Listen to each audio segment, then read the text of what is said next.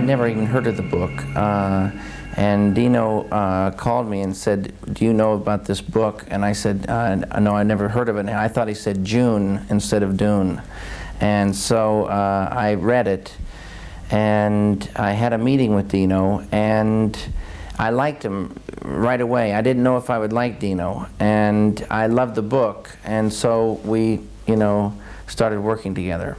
But his daughter, Rafaela, was the producer, and she was fantastic, and she did a fantastic job of putting together a giant machine. We had, at one point, 1,700 people on the crew, building and doing all sorts of things. It's been very strange for me because these jumps from Eraserhead to Elephant Man to Dune are huge leaps. But Dune was a picture that took this much money, and so I never saw this money, and I just treated it as a normal picture. And it took 3.5 years to do it, working 6 days a week, but still the process of making the film is the same, tuning into this material and getting it somehow onto the screen.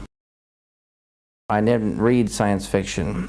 And Dune is a strange science fiction because it has other things, woven into it. It's not what you would call like just a space hardware science fiction picture.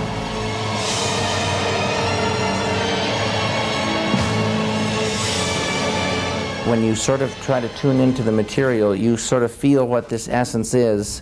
And in Dune, some things could fall away, and I still felt that it was still saying Dune. And other things had to stay, because if they went away, it wouldn't say Dune.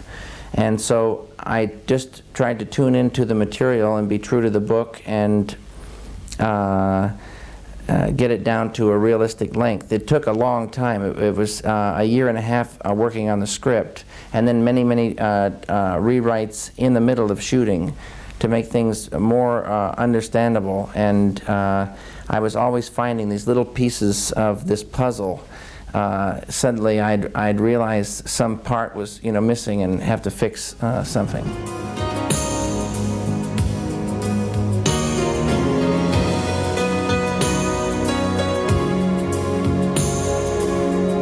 We went everywhere trying to find these people that would be these characters, and it didn't matter if they were had names or if they were totally unknown. We kind of were able to find them here and there, and find unknowns or people with names.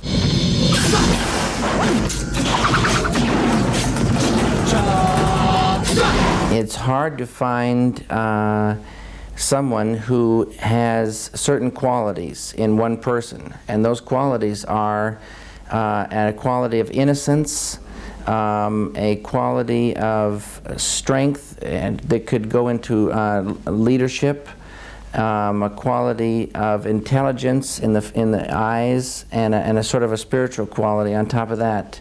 And it sounds like there'd be many people that maybe could do this, but we never found it all in one person that way. Everybody in the film working with him said that Kyle is a natural, and he is a very good actor, and they respected him a lot because of his attitude and his seriousness about the whole thing. He'd never even seen a camera before, and we did a screen test. Was the first time he had ever been in front of a camera.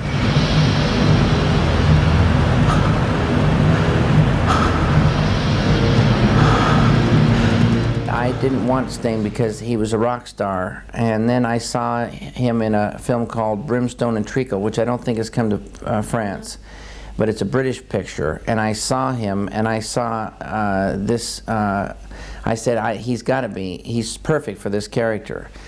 And now in many places in the world, people think Sting is almost the star of Dune, because during the time of Dune, he became a superstar. And now everybody puts pictures out with him, but then they become crazy because he's only got a small part in the picture. But he does a great job, and he was super to work with, but he's not the star of Dune. I felt in Mexico City that I was in a strange world and I was in a foreign, place. And when I'd finished shooting at night, I'd come home, but I was still never in a normal world. And it was a dream city. It was a romantic city. It had strange architecture. It had this mood to it. And it helped me a lot, always staying in this mood of Dune.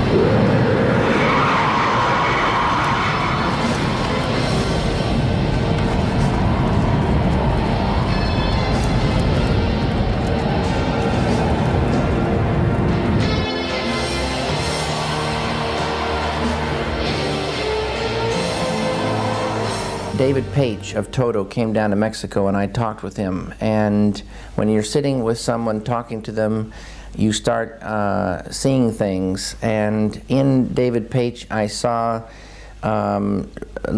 lots and lots of music that he wanted to make that wasn't like Toto's music. And he's really a genius. He's got tremendous talent, musical talent that is never used, and many musicians I know are like this. They get into one sort of thing, but inside them is other things that wants to come out. And so he got a chance to do lots of different things. And then Brian Eno wrote a beautiful piece.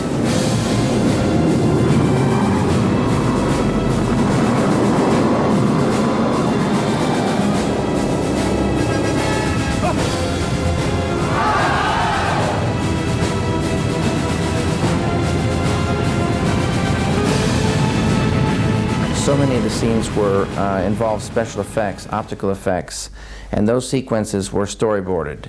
But I hate storyboards because once you draw them, they want you to be locked into them, and you take them all apart, and you now start directing pieces of a picture.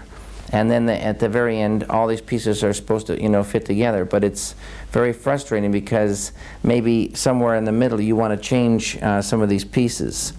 And I was lucky, really, because a lot of, experts, were, with me, and they would say, yes, you can do this, we'll make it work, and you can change this, and we'll make it work. But if they hadn't been there, I might have been locked into these things, and there's no room for change. And I like to plan things, but when you're working, suddenly you get a new idea. It's good to be able to do it, or you become crazy.